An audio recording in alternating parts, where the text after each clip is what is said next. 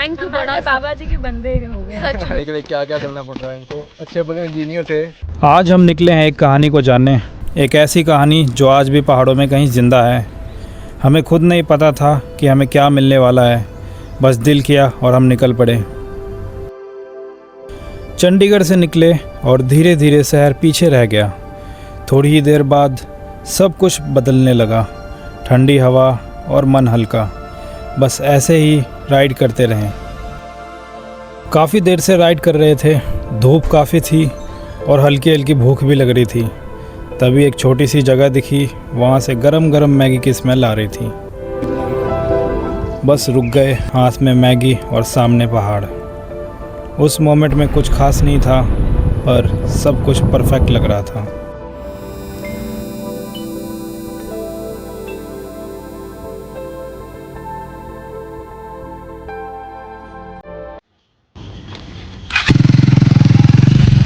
जैसे ही आगे बढ़े, एक जगह ने खुद ही रोक लिया। थोड़ा ऊपर चढ़े, नीचे छोटे छोटे घर थे, चारों तरफ खामोशी। ऐसा लगा जैसे यहाँ वक्त सच में रुक गया हो।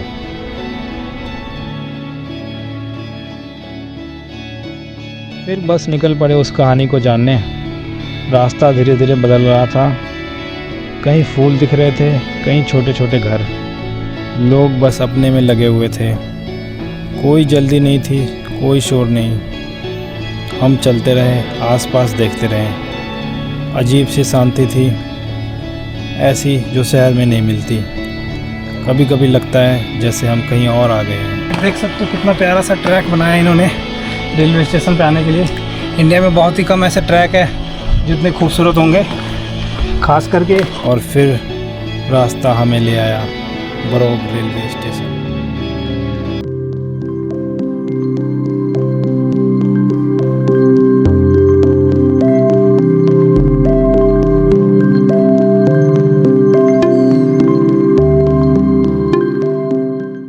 हम सोच रहे थे ये बस एक छोटा सा स्टेशन होगा, पर असली चीज़ अभी बाकी थी।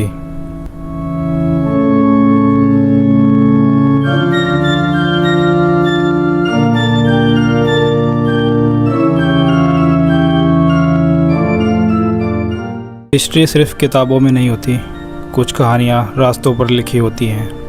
गर्मियों में शिमला अंग्रेज़ों की पहली पसंद थी। ठंडी हवा, ऊंचे पहाड़ और अजीब सा सुकून। लेकिन एक प्रॉब्लम थी, वहाँ तक पहुँचना आसान नहीं था।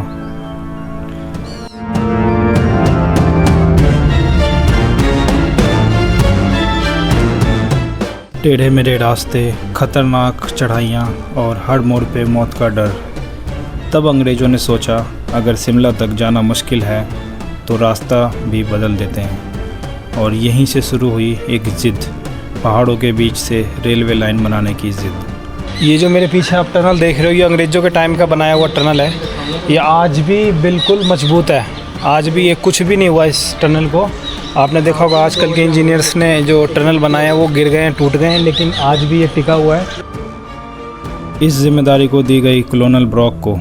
उन्होंने प्लान बनाया, हिसाब लगाया और एक टनल बनानी शुरू की।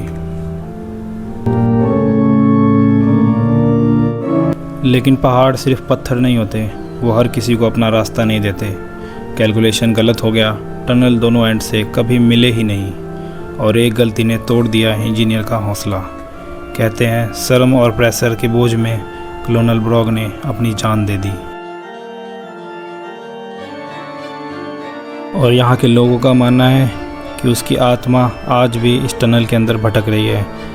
यहाँ के लोग आज भी इस टनल के अंदर जाने से डरते हैं। फिर कहानी में एंट्री होती है एक ऐसे हिंदुस्तानी की जिसका नाम हिस्ट्री में बहुत छोटा है, लेकिन काम सबसे बड़े थे।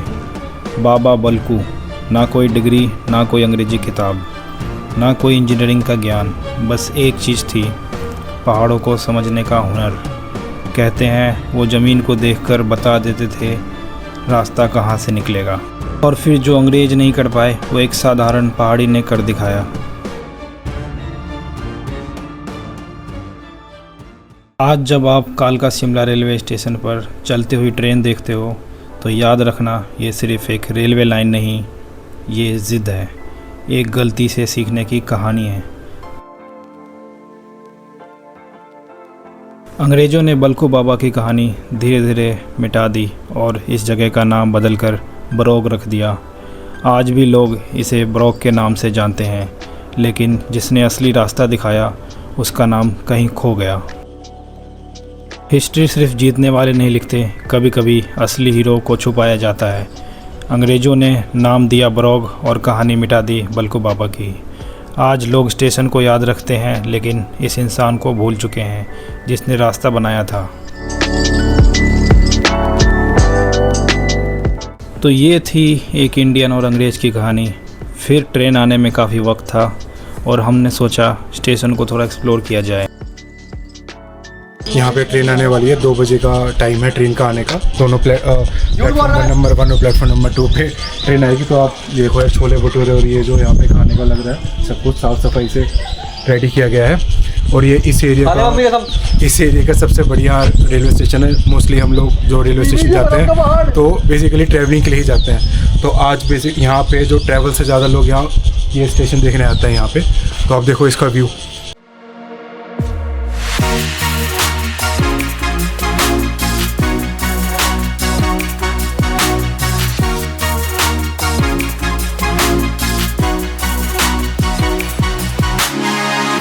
पहली चीज़ जो फील हुई वो थी साफ़ सफाई और सुकून। भीड़ बहुत कम थी, लोग बड़े अच्छे थे और हर तरफ साफ़ सफाई और शांति थी। सच कहूँ, एक पल के लिए ऐसा लगा कि ये इंडिया है ही नहीं, ये स्टेशन कोई फ़ॉरेन का स्टेशन है। इतना क्लीन, इतना मेंटेन्ड, बिल्कुल किसी फ़ॉरेन रेलवे स्टेशन जैसा फ़ील हो रहा था। हमने आसपास घूमा, थोड़ी मस्ती की और धीरे धीरे स्टेशन को महसूस किया। फिर नज़र गई अंदर के रूम्स पर। रेस्ट रूम्स, ये स्टाफ और क्वार्टर्स, यहाँ के रूम्स इतने मेंटेन थे, किसी 5 स्टार होटल से कम नहीं था। और टिकट काउंटर बिल्कुल एक कैफ़े की तरह लग रहा था। अब घूमते घूमते हमें लग गई भूख, तो हमने सोचा कुछ खाते हैं। तो खाने के लिए हमने एक्सप्लोर किया स्टेशन पर ही।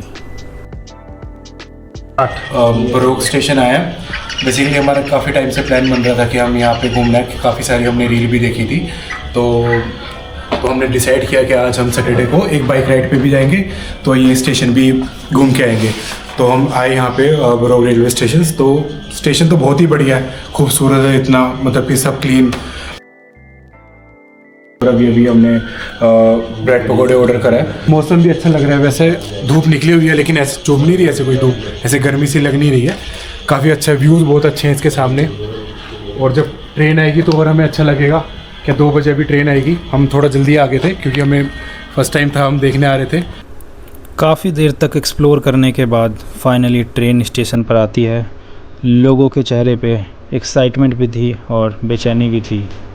ट्रेन सिर्फ 10 मिनट के लिए रुकती है, लेकिन उन 10 मिनट में पूरा स्टेशन कहानी बन जाता है।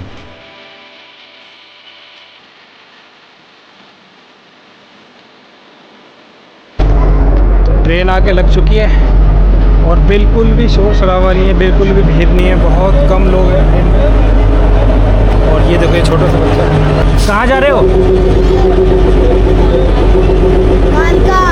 कालका। कहाँ से आ रहे हो? हाँ, मज़ा आ रहा है, बहुत मज़ा आ रहा है।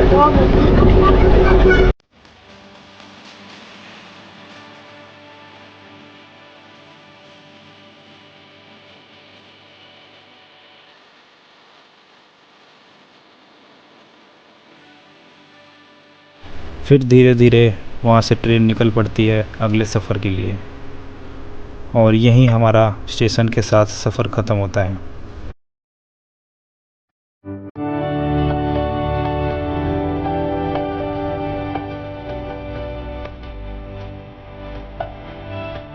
तो लगभग 2 घंटे इंतज़ार करने के बाद हमने ट्रेन देख लिया, घूम लिया स्टेशन पे। बहुत ही प्यारा स्टेशन था, बहुत ही साफ़ सफाई थी स्टेशन पे। ऐसा स्टेशन आज तक मैंने ज़िंदगी में देखा नहीं है। हिमाचल आते ही मैंने ये स्टेशन देख लिया। लेकिन मैं कुछ और कहना चाहूँगा आप लोगों को इस यूट्यूब चैनल के माध्यम से।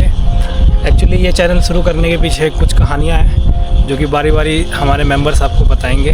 बिल्कुल, क्या हर टेम्परेचर, हर उसमें रीजन में सर्वाइव कर सकते हैं। मतलब आप कहना चाह रहे हैं हिमाचल वाले नहीं कर सकते? हिमाचल वाले भी कर सकते हैं। तो हमारा घूमना फिरना ही है। अच्छा, तो पहले भी हम घूमते फिरते रहते थे जैसे, ठीक है, पर अब हम रिकॉर्ड भी कर रहे हैं कि चलो अब घूमेंगे फिरेंगे। कि रिकॉर्ड कर लेंगे, यूट्यूब पे डाल देंगे, है ना। ये जो अभी बता रहे थे सब कुछ है, ये सारा स्क्रिप्टेड है। इस बंदे ने कहा है कि कुछ ऐसा इमोशनल बताओ कि बंदे इमोशनली अटैच हो तुम्हारे साथ, ठीक है ना। ये कुछ भी इनका कुछ आर्थिक स्थिति नहीं है। ये सब कहानियाँ बनाई जा रही है, सभी कहानियाँ बनाई जा रही है। संतरा खाते So here is the fifth person of our team, the most unique personality. Would you like to say something? जिसका सेंसर हमेशा डाउन ही रहता है। टिंग टिंग टिंग टिंग टिंग। हम भी निकल पड़ते हैं घर की तरफ, लेकिन रास्ते में मिलते हैं हमें कुछ अजनबी जो कि गुजरात से हिमाचल आए हुए थे घूमने के लिए। उन्हें काफ़ी दिक्कतें हो रही थी चढ़ने में, तो हमने उनकी मदद की। कोशिश बहुत कर रहे थे लेकिन कदम साथ नहीं दे पा रही थी, और फिर जो हुआ वो अनएक्सपेक्टेड था। बार बार ब्लॉग बना रहा है।